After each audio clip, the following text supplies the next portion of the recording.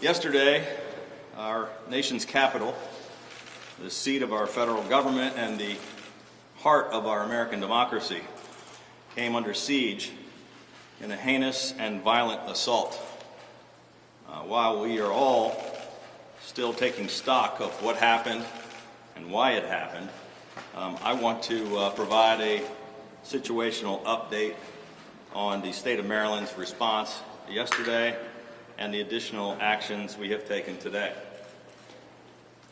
I was in the middle of a video conference yesterday afternoon with the Japanese ambassador to the United States when my chief of staff came in to inform me that the U.S. Capitol was under attack.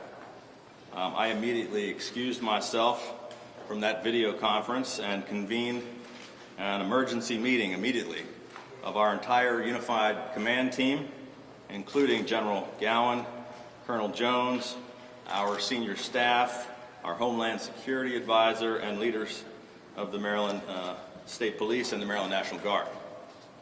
We immediately offered support to the District of Columbia, which submitted a direct request for law enforcement support through the Emergency Management Assistance Compact.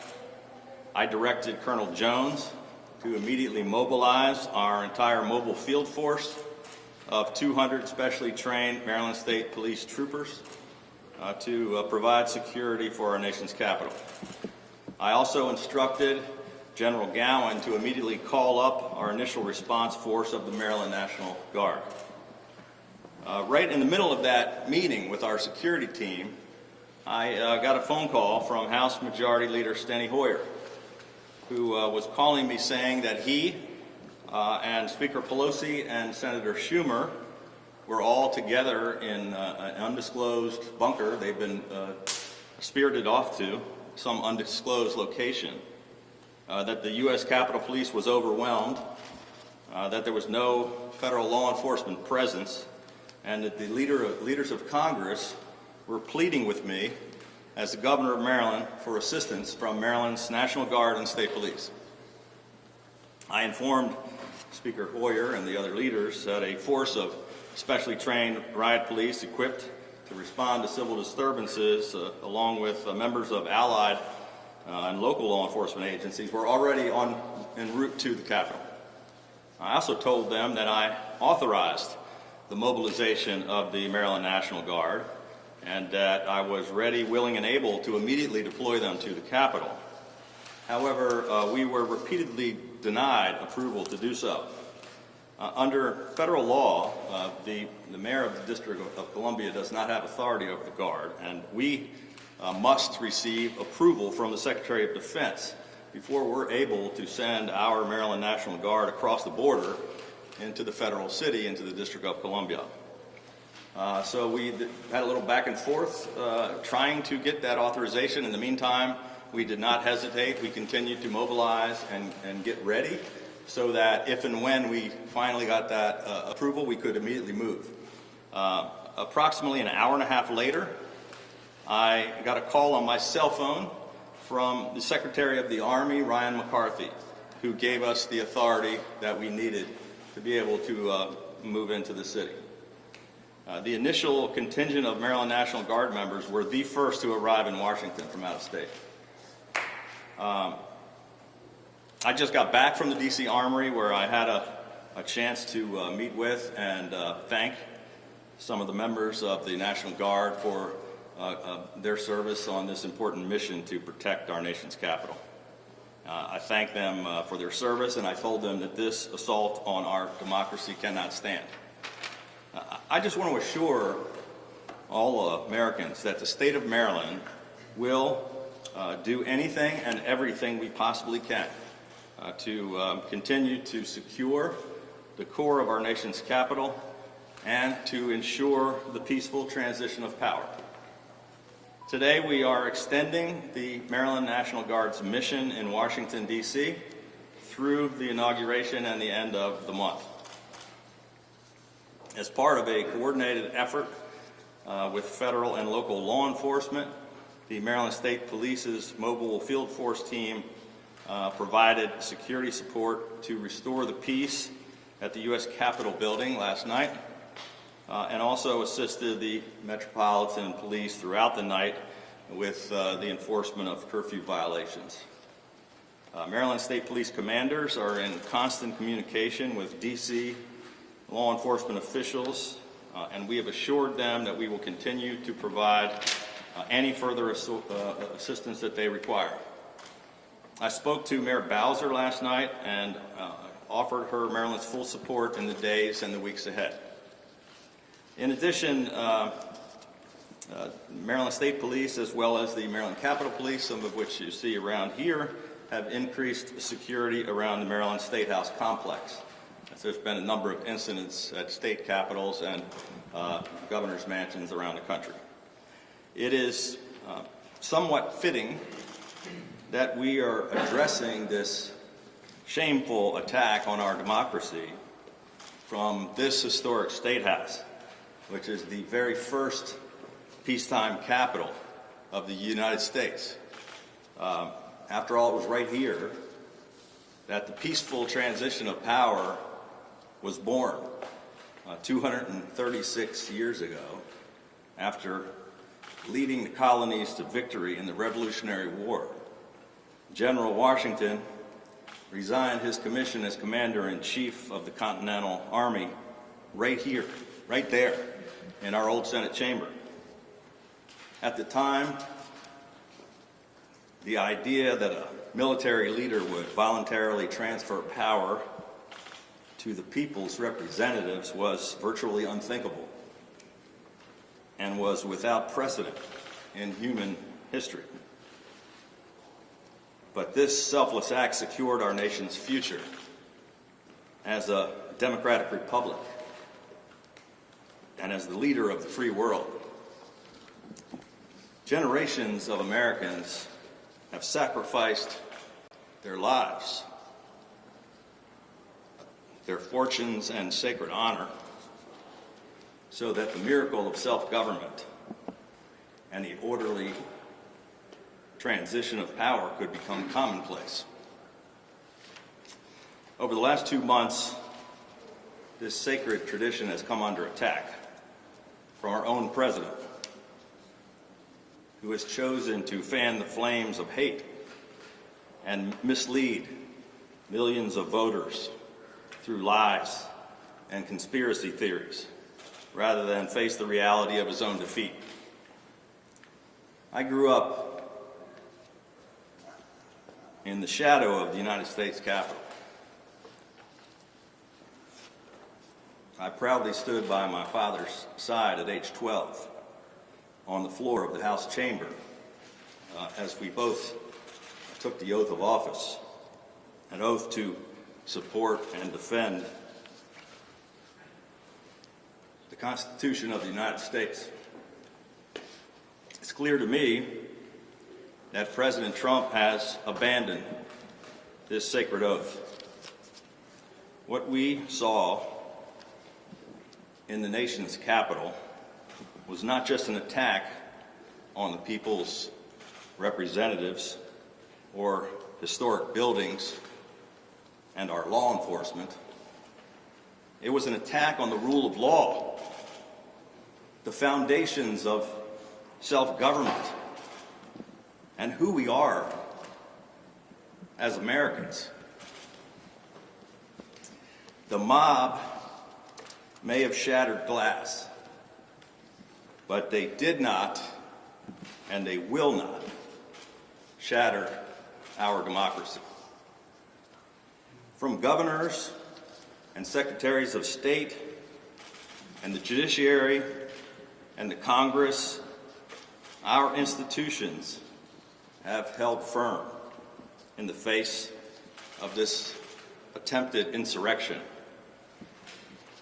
But we remain at a fragile moment, and each of us, especially those who hold elective office, have a choice to make. We can show those who feel forgotten that we can actually deliver solutions to the serious problems that face us. Or we can continue to perpetuate this toxic politics, rabid tribalism, and hatred. We can either face the truth or be destroyed by lies. We can either descend into chaos and rancor, or we can rise above and meet this test with real courage and patriotism. I could never fathom a day like yesterday in America, but I will not stand for it, and neither should any American. I think I speak for many Americans when I say enough is enough. Enough of the lies, enough of the hate, enough of the total dysfunction, just enough. And I promise to do everything in my power to rebuild trust in what makes this nation great, to heal old wounds rather than inflame them, and to make sure that democracy, that the people always prevail. And God bless the great state of Maryland and the United States of America. With that, I'll be happy to take some questions. Governor, what did the Secretary of Defense say? What, in denying authorization for the Maryland National Guard, what was the reason given? Well, none of us really spoke to the Secretary of Defense, but we were repeatedly, General Gowan was repeatedly being told by the National Guard at the national level that we did not have authorization. I was actually on the phone with Leader Hoyer, who was pleading with us to send the Guard. He was yelling across the room to Schumer, and they were back and forth saying, we do have the authorization. And I'm saying, I'm telling you, we do not have the authorization. And so we had multiple times, the general was, we running up the flagpole, we're ready, don't have authorization, don't have authorization. And then I get a call an hour and a half later out of the blue, not from the Secretary of Defense, not through what would be normal channels. I got a number I don't recognize on my phone. I, pick it up anyway. Larry Hogan, and it's like, just Ryan McCarthy, Secretary of the Army, Governor. Can you come as soon as possible? It was, it was like, yeah, we've been waiting. We're ready. I can't tell you what was going on the other end on the decision-making process. There's been lots of speculation in the media about that, but I'm not privy to what was going on inside the White House or inside the Pentagon. Governor, should the President resign? Should we invoke the 25th Amendment? Where are you at with that discussion? Yeah, look, here's where I am. I think there's no question that America would be better off if the President would resign or be removed from office, and if Mike Pence, Vice President of the United States, would conduct a peaceful transition of power over the next 13 days until President Biden is sworn in.